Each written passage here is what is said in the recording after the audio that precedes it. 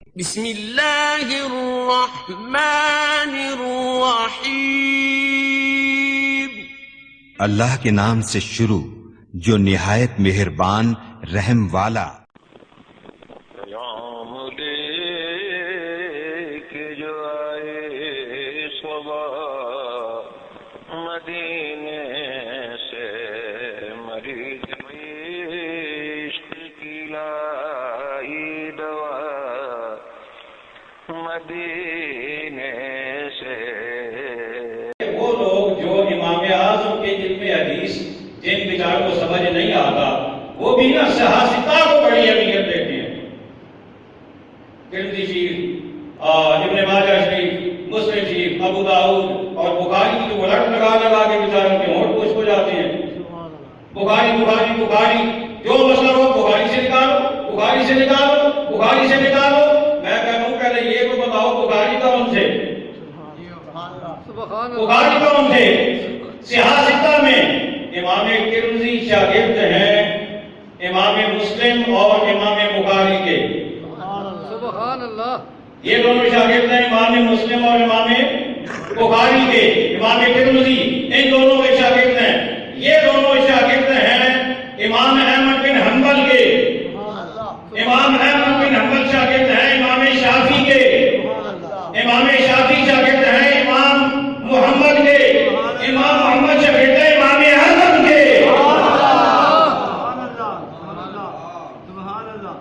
نعرہ تکبیر، نعرہ رسالت، نعرہ رسالت۔ امام نسائی کے آج ہیں۔ امام نسائی شاگرد ہیں امام ابو داؤد کے۔ امام نسائی شاگرد ہیں امام بخاری کے۔ یہ دونوں شاگرد ہیں امام احمد بن حنبل کے۔ امام احمد بن حنبل شاگرد ہیں امام شافعی کے۔ امام شافعی شاگرد ہیں امام محمد کے۔ امام محمد شاگرد ہیں امام اعظم کے۔ ماشاءاللہ ماشاءاللہ۔ بخاری بخاری بخاری، میں نے کہا بخاری تو پہنچے امام احمد بن حنبل کے پاس، اور امام احمد بن حنبل وہ پہنچے امام شافعی کے پاس، وہ پہنچے امام محمد کے پاس، وہ پہنچے امام اعظم کے پاس۔ تو گویا صحافتہ میں بھی جو فیضان حدیث کا چلا آ رہا ہے وہ امام اعظم ہی کا چلا آ رہا ہے۔ امام ابو داؤد آپ شاگرد ہیں امام احمد بن حنبل کے، آپ شاگرد ہیں امام شافعی کے، آپ شاگرد ہیں امام محمد کے، اور آپ شاگرد ہیں امام اعظم کے۔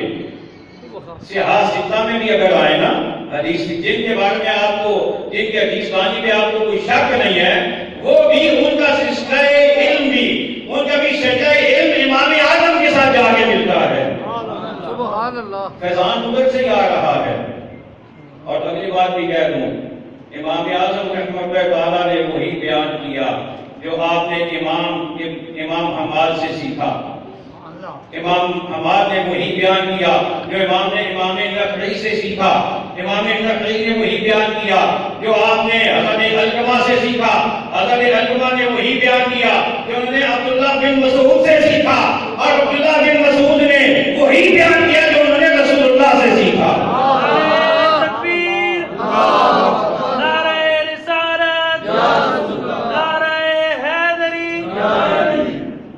اچھا، وہ جو دور تھا نا امام اعظم رحمۃ اللہ تعالیٰ کا، وہ دور ایسا نہیں تھا جیسے ہمارا دور ہے۔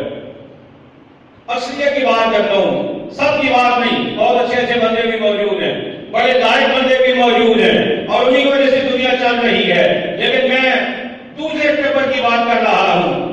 آج کل کا دور یہ ہے جس بندے کو زیادہ شوق چڑھتا ہے نا اپنی علمی حیثیت منوانے کا، 10 کتابیں سامنے رکھو، ان میں سے ایک صفحہ جو ہے وہ 4 لائن ادھر سے 4 ادھر سے 4 ادھر سے 4 ادھر سے، 10 کتابیں سامنے رکھو، 4 جگہ میں 40 لائنیں جمع کر کے وہ جناب چھپا کے نام نیچے اپنا لکھ دیں، یہ جی میری کتاب ہے۔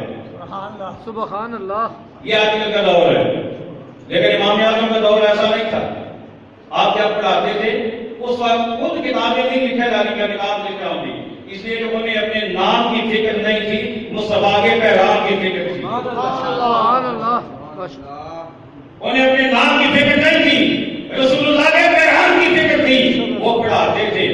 شاگرد آ کے لکھتے تھے. کتنی دعائیں ہوتی تھی جی امام اعظم کے درس میں؟ 5000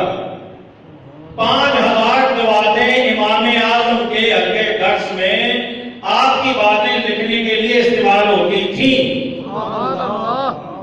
5000 دعائیں امام اعظم پڑھاتے تھے حدیث، پھر اس کا مفہوم بتاتے تھے. کئی دن ایک حدیث پر مسائل آپ بیان فرماتے تھے اور وہ حدیثیں آپ کے شاگرد لکھتے تھے.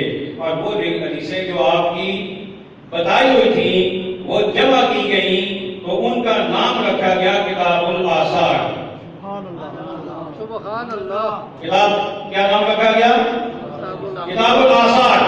اور 4 آپ کے بڑے شاگرد تھے، امام محمد، امام ابو یوسف، امام ظفر اور امام حسن بن زیاد.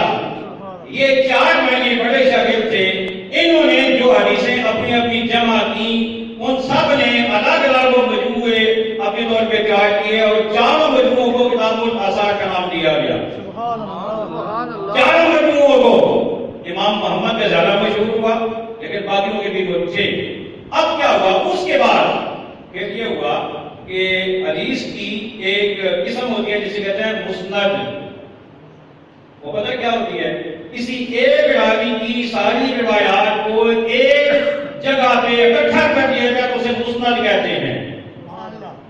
جیسے مسند ابو ہریرہ، مطلب یہ حضرت ابو ہریرہ رضی اللہ تعالیٰ عنہ کی ساری روایات اس پہ آ گئی. مسند انس بن مالک، وہ ساری حدیثیں انس بن مالک کی اس پہ آ جائیں گی. اسی طریقے سے باقی تو امام اعظم کی جو کتاب الآثار تھی نا، بعد میں آپ کے شاگردوں نے یا ان کے شاگردوں نے اس میں سے مسانید تیار کی. ہر محدث کی یا ہر راوی کی روایت کو الگ الگ کیا. وہ 15 کتابیں بنی جن سے آپ نے مختلف احادیث بیان فرمائی. لیکن یہ تو وہ تھی نا کہ جن کی روایات زیادہ تھی، جن کی 100 یا 50 یا 1000 یا 2000 روایات ایک بندے کی تھی، وہ مسند کے طور پر الگ الگ بنا لی گئی. ہو سکتا ہے کئی ایسے راوی ہو جن کو آپ نے 2 حدیثیں بیان کی ہوں، جن کی 4 بیان کی ہوں، جن کی 10 بیان کی ہوں، تو وہ تو ظاہر کی مسند تو نہیں تیار ہوئی. لیکن یہ جو تھی یہ مسانید آپ کی 15 تیار کی گئی. محمد بن خوارزمی نے جامع مسانید الامام الاعظم کے نام سے ان 15 مسانید کو الگ ایک مجموعہ تیار کر دیا. سبحان اللہ. وہ مجموعہ بنا دیا. تو امام اعظم کی احادیث جو ہیں وہ تو اتنی کثرت سے ہیں کہ جس کا کوئی اندازہ نہیں ہے. ہاں چلیں، کشف المحجوب اس وقت میری آنکھوں کے سامنے آ گئی. کہیے نا سبحان اللہ. سبحان اللہ. کشف المحجوب کس نے لکھی ہے؟ داتا صاحب نے رحمت اللہ تعالی علیہ، آپ نے لکھی ہے. آپ فرماتے ہیں کہ امام اعظم رحمت اللہ تعالی نے خواب دیکھا اور خواب یہ تھا کہ آپ آقا کریم صلی اللہ علیہ وسلم کی مبارک ہڈیوں کو آپ کی قبر شریف میں جمع فرما رہے ہیں. یہ خواب آپ نے دیکھا. اچھا میں آگے بعد میں اس بات کو مکمل کروں گا. پہلے میں ایک اور طرف آپ کی توجہ مبذول کرانا چاہتا ہوں. جیلم میں ایک لوٹا ہے بے پیندے کا، بے پیندے کا لوٹا. لوٹا ہوتا ہے نا جس کے ساتھ آپ استنجا کرتے ہیں، اس کا نیچے کا پیندہ نہ ہو نا اسے کھڑا کرنا مشکل ہوتا ہے. آپ زمین پہ رکھیں گے کبھی ادھر گرے گا کبھی ادھر گرے گا. یہ بولا تو صحیح نہیں، ادھر گرے گا. پیندہ نہیں ہوتا نا، اس کا بیس نہیں ہوتی، سٹینڈ نہیں ہوتا، گنجائش نہیں ہوتی.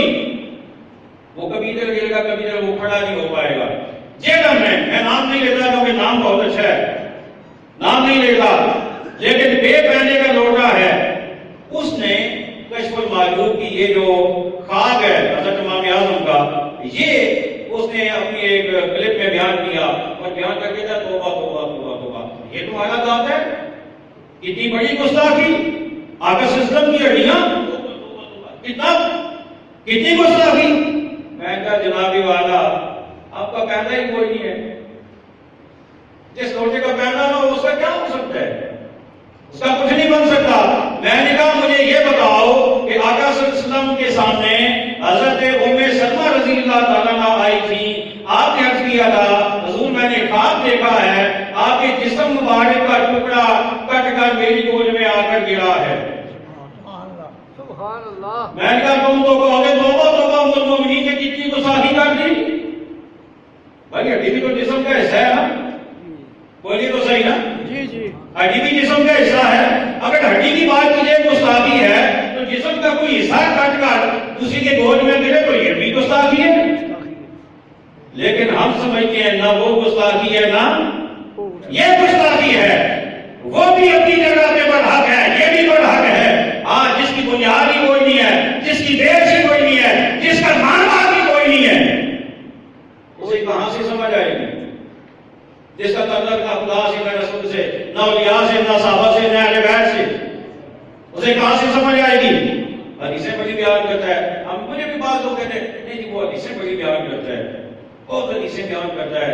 میں نے کہا حدیثیں اگر کسی کو سمجھ آ جاتی نا تو پھر ہر کوئی فقیہ ہوتا. حدیثیں سمجھنا وہ تو بڑے بڑے محدثین بھی فقہا کے پاس جاتے تھے حدیث سمجھنے کے لیے. یہ کل لولا کیا جانے حدیث کو, جو کسی استاد کا شاگرد نہ بنے, جو کسی پیر کا مرید نہ بنے, جو کسی روحانی شخصیت کے ساتھ اپنا رابطہ قائم نہ کرے, اسی کا پتہ حدیث کیا ہوتی ہے. سبحان اللہ سبحان اللہ. بھارت امام اعظم رحمۃ اللہ علیہ نے خواب دیکھا, کشف الماجوب خواب دیکھا. آقا صلی اللہ علیہ وسلم کی مبارک ہڈیاں جمع فرما رہی ہیں. خواب سے بیدار ہوئے. امام ابن سیرین کے اصحاب میں سے ایک صاحب کے پاس گئے خواب کی تعبیر جاننے کے لیے. اب اس کا یہ مطلب نہیں کہ آپ خود تعبیر نہیں جانتے تھے, یہ ایک الگ موضوع ہے. اس کا یہ مطلب نہیں کہ آپ تعبیر نہیں جانتے تھے, لیکن ان کے پاس گئے تعبیر جاننے کے لیے تو انہوں نے فرمایا کہ بڑا مبارک خواب ہے, بڑا مبارک خواب ہے. آپ آقا صلی اللہ علیہ وسلم کی تعلیمات کو جمع کریں گے, آپ لوگوں تک پہنچائیں گے. اور کشف الماجوب کا جو ترجمہ میرے پاس ہے عبدالرؤوفی صاحب کا, انہوں نے آگے یہ جملہ اس خواب کی تعبیر میں جو تعبیر بتائی گی وہ جملہ انہوں نے یہ لکھا کہ یہ بڑا مبارک خواب ہے. آپ آقا صلی اللہ علیہ وسلم کی تعلیمات کو جمع کریں گے, پھر لوگوں میں پھیلائیں گے, اور آپ صحیح احادیث کو ضعیف سے الگ کریں گے. سبحان اللہ. صحیح احادیث کو ضعیف سے الگ کریں گے. لوگ عالم لگے کہ صحیح اس کا اشتیا وہ تو صحیح ہے, ضعیف کے الگ الگ کر دیں گے. جس کو آتی نہیں ہے وہ الگ کیسے کرے گا؟ اور امام ابو یوسف رحمۃ اللہ تعالی جو امام اعظم کے شاگرد ہیں, آپ فرماتے ہیں امام صاحب کوئی مسئلہ بیان فرماتے نا تو میں سوچا کہ پتہ نہیں امام صاحب نے یہ مسئلہ کہاں سے بیان کیا, کیونکہ شاگرد تھے نا, استاد و شاگرد کا مقابلہ تو نہیں ہوتا.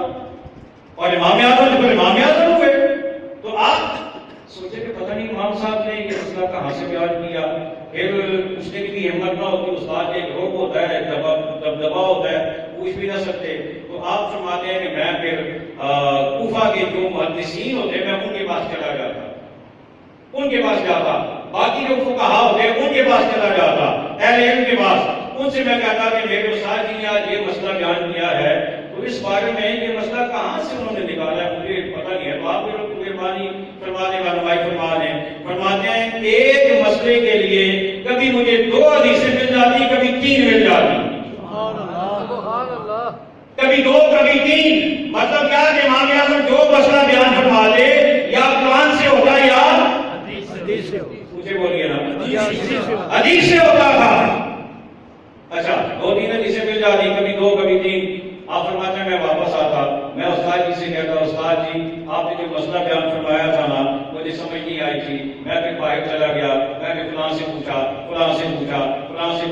پھر مجھے وہاں سے اس مسئلے کو سمجھنے کے لیے 2 حدیثیں مل گئیں, 3 مل گئیں. امام صاحب دونوں وہ ساری حدیثیں سامنے رکھتے اور فرماتے تھے یہ حدیث صحیح ہے, یہ حدیث ضعیف ہے, یہ حدیث صحیح ہے اور یہ مجھے بولیے یہ حدیث صحیح ہے, یہ حدیث ضعیف ہے. جس بندے کو حدیثیں آتی نہیں وہ صحیح تو ضعیف کی کیسے پہچان کرے گا, تمیز کیسے کرے گا, پٹھ کیسے کرے گا, اس پہ پھٹ کیسے کرے گا؟ امام اعظم رحمۃ اللہ تعالی. اچھا کشف الماجوب ایک اور روایت دادا صاحب نے بیان فرمائی, فرماتے ہیں ایک دفعہ امام اعظم رحمۃ اللہ تعالی نے ارادہ کر لیا دنیا سے کنارہ کشی کا کہ اللہ اللہ کروں گا، عبادت کروں گا، دنیاوی معاملات میں عبادت کا اتنا وقت نہیں ملتا، تو یہ جو مشاغل ہے سارے چھوڑ کے کنارہ کشی کر لوں گا۔ تو داتا صاحب فرماتے ہیں جب آپ نے یہ ارادہ کیا، رات کو جب سوئے تو خواب میں آمنہ کے لال تشریف لے آئے صلی اللہ تعالی علیہ وآلہ وسلم۔ آقا نے تشریف لے آئے اور آپ نے فرمایا ابو حنیفہ تم اس لیے پیدا نہیں کیے گئے ہو کہ تم دنیا سے کنارہ کشی کرو، تم اس لیے پیدا کی گئے ہو کہ تم میری سنت کو عام کرو۔ میری اور سنت کہاں سے ملے گی؟ یہ میں آپ سے پوچھنا چاہوں گا، سنت کہاں سے ملے گی؟ حدیث سے۔ حدیث سے۔ حدیث کے بغیر سنت کوئی نہیں ہے۔ حدیث سے پتہ چلے گا آقا کا چلنے کا انداز کیا تھا، آقا کا اٹھنے کا انداز کیا تھا، آقا کا گفتگو کا طریقہ کیا تھا، آقا کا سونے کا طریقہ کیا تھا، آقا کا جاگنے کا طریقہ کیا تھا، آقا کریم کا لباس کیسا تھا، آقا کریم مسواک کیسے کرتے تھے، آقا وضو کیسے فرماتے تھے، آقا مسافر کیسے کرتے تھے، آقا دوسروں کی دلجوئی کیسے کرتے تھے، یہ ساری سنتیں کہاں سے ملیں گی؟ حدیث سے۔ حدیث سے۔ اور آقا خود فرما رہے ہیں کہ تم میری سنتوں کو عام کرنے کے لیے پیدا ہوئے ہو۔ کیا مطلب کہ اے میرے بیٹے، اے امام اعظم، اے ابو حنیفہ، تم میری سنتوں کو عام کرو، تمہیں تو رب نے میری حدیثوں کا علم دیا ہے، سبحان اللہ۔ تم تو میری حدیثوں کے جاننے والے ہو، میری سنتوں کو پھیلاؤ۔ یہ جو فقہ کا علم ہے نا، یہ حدیث کا نچوڑ ہے، سبحان اللہ۔ حدیث کا نچوڑ ہے، بولو نا یہ بات۔ نچوڑ ہے۔ میں بالکل انقریب تو ساری جان چھوڑنے آ رہا ہوں، ایک دو آگے بولی کو سبحان اعلیٰ سمرت الحدیث، یہ حدیث کا نچوڑ ہے۔ نچوڑ ہے۔ یعنی حدیث پڑھنا اور کام ہے، حدیث کا عرض نکالنا، اس کا سمجھ نکالنا، اس کا نچوڑ نکالنا، اس سے نتائج نکالنا، اس سے مسائل نکالنا، اس کا نام فقہ ہے۔ تو یہ تو امام بخاری بھی بتا رہے ہیں کہ حدیثیں ہمارے پاس ہے، علم فقہا کے پاس ہے، سبحان اللہ۔ وہ بھی بتا رہے ہیں۔ اور آخری بات یہ ہے کہ ہم خوش نصیب ہیں کہ ہم فقہ کو بھی مانتے ہیں، فقہا کو بھی مانتے ہیں، اور فقہا میں سے اس فقیہ کو مانتے ہیں جو سارے فقہا کا امام اور سردار ہے، سبحان اللہ۔ جن کا نام ہے امام، مجھے بولیے امام اعظم۔ لیکن ہم کچھ خوش نصیب ہیں، ہماری جماعت ہے سواد اعظم، ہماری جماعت ہے سواد اعظم۔ ہمارے امام ہیں، ہمارے غوث ہیں، ہمارے فاروق ہیں، ہم کتنے خوش نصیب ہیں۔ اور اگر میں ایک اور بات کر دوں کوئی اعتراض نہ ہو تو ہمارا قائد ہے امام اعظم، قائد اعظم پاکستان جنہوں نے بلایا تھا، ان کو بھی تو چلے ساتھ شامل کر لینا۔ اور محدث اعظم جن کا آج لفظ مبارک ہے، محدث اعظم لائٹ پلی سردار آباد رحمت اللہ تعالی علیہ۔ چلے اب مفتی صاحب نے اگر میری توجہ دے دی، ایک بات اور ساتھ شامل کر لیں۔ سبحان اللہ، نعرہ تکبیر، نعرہ رسالت، نعرہ تحقیق، نعرہ حیدری، نعرہ غوثیہ۔ ماشاءاللہ، یہ محدث اعظم رحمت اللہ تعالی پتہ ہے محدث اعظم کیسے بنے تھے؟ بڑی دلچسپ بات ہے، بڑی دلچسپ۔ آپ کالج کے اسٹوڈنٹ تھے، یہ توجہ کرو ہمارے در سبحان اللہ، تکو کا کہڑی سونی پاک بدی کہڑا سمجھ چکر سمجھتا ہے تکو کا غیر ہمارے در سبحان اللہ، سبحان اللہ۔ سبحان اللہ۔ سردار محدث اعظم رحمت اللہ تعالی، آپ کالج کے اسٹوڈنٹ تھے، اشرف علی تھانوی ان کا، جن کو سمجھ نہیں آتی، اشرف علی تھانوی ان کا، اس کا اور اعلیٰ حضرت کے بڑے صاحبزادے مولانا حامد رضا رحمت اللہ تعالی، ان کا آپس میں مناظرہ طے ہوا۔ یہ مناظرہ ہوگا لاہور میں، یہ کالج کے اسٹوڈنٹ تھے، کہتے ہیں ایسی ہمیں شوگر سمجھا، تو میں نے کہا چلو یار آ جاؤ مولویوں کا میچ دیکھیں گے، مولویوں کا میچ میچ دیکھیں گے، مولوی میچ کریں گے ہم میچ دیکھیں گے۔ کہتے ہیں شکر سمجھا، کچھ اور دوستوں کو ساتھ لیا، چلے گئے. اور وہ جو اشرف علی تھانوی تھا وہ تو بیچارہ کیا تھا مناظرے میں، کہاں اس کی مجال، کہاں اس کی ہمت کہ آدھا لڑکے صاحبزادے کو فیس کرتا، وہ تو آیا کوئی نہیں. اور عامر رضا صاحب رحمۃ اللہ تعالیٰ وہ تشریف لے آئے لاہور میں، تو آپ کی زیارت کا انتظام کیا گیا. ایک جگہ آپ تشریف فرما ہوئے، قطار اندر قطار لوگ تھے، لوگ قطار میں آتے، مسافہ کرتے، آگے چلے جاتے، ایسے لائنیں چلتی جا رہی تھی. اور حسن صاحب نے اتنا دیا تھا، وجہ اتنی تھی، اور لوگ پر دبدبہ اتنا تھا، اور چہرے پہ شفقت اتنی تھی کہ جو ایک دفعہ ملتا تھا اس کا دل کرتا کہ ایک دفعہ پھر ملوں. یہ جو تھے محدث صاحب رحمۃ اللہ تعالیٰ کالج کے اسٹوڈنٹ تھے، آئے قطار میں لا کے ایک دفعہ ہاتھ ملایا، ہاتھ ملایا نہ اتنے خوش ہوئے نہ دل اتنا مچلانا کہ پھر جا کے لائن میں لگ گئے. سبحان اللہ سبحان اللہ. پھر جا کے لائن میں لگ گئے، پھر لائن چلتی چلتی آئی، پھر مسافہ کیا، لیکن پھر بھی جینا پڑا، پھر لائن میں لگ گئے. سبحان اللہ. جب تیسری دفعہ آئے نا پھر کہتے نظر تو نظر رکھتے ہیں. مولانا حامد رضا رحمۃ اللہ تعالیٰ آپ کی پہچان گئی کہ کوئی طالب ہے اور اس کی طلب پوری کر لی جائے. آپ نے روک لیا، روک کے آپ نے پوچھا بیٹا آپ کیا کرتے ہیں، نام کیا ہے، کہاں سے ہے، ساری بات بیان ہوئی. تو اس کے بعد محدث اعظم سردار احمد صاحب رحمۃ اللہ تعالیٰ وہ عرض کرنے لگے کہ حضور اب کالج بھی گیا، اب کالجیٹی بھی گئی، اب مجھے اپنے ساتھ لیں اور مجھے بریلی لے جائیں. سبحان اللہ. وہ یقین کر کے پڑھائیں. وہیں سے والدین سے اجازت دی، سب کچھ چھوٹ گیا. بریلی شریف چلے گئے، وہاں سے علم پڑھا، اور علم پڑھنے کے بعد پھر فیصل آباد آئے. پھر آپ نے فیصل آباد میں آ کر حدیث کے آقا کی حدیثوں کے آقا کی تعلیمات کے وہ گلشن لگائے کہ وہ گلشن آج تک رہ رہے ہیں. سبحان اللہ. اور انشاءاللہ قیامت تک محکتے رہیں گے. اور مجھے یہ سعادت حاصل ہے، مفتی صاحب کو یہ سعادت حاصل ہے کہ ہم آپ کے شاگردوں میں آتے ہیں. سبحان سبحان اللہ. اللہ. ہمارے استاد گرامی پیر سید محمد زبیر شاہ صاحب رحمۃ اللہ تعالیٰ آپ کے شاگرد تھے. سبحان اللہ. تو ہمیں یہ اعزاز حاصل ہے کہ ہم آپ کی شاگردوں میں آتے ہیں. اللہ کریم ہمیں ہر دو شخصیات کا فیضان عطا فرمائے، ادب، احترام، عقیدت عطا فرمائے، اور روز قیامت اللہ تعالیٰ ہمیں انکسار نصیب فرمائے. وما علینا الا البلاغ المبین. اے شہنشاہ مدینہ الصلاۃ والسلام، اے شہنشاہ مدینہ الصلاۃ والسلام.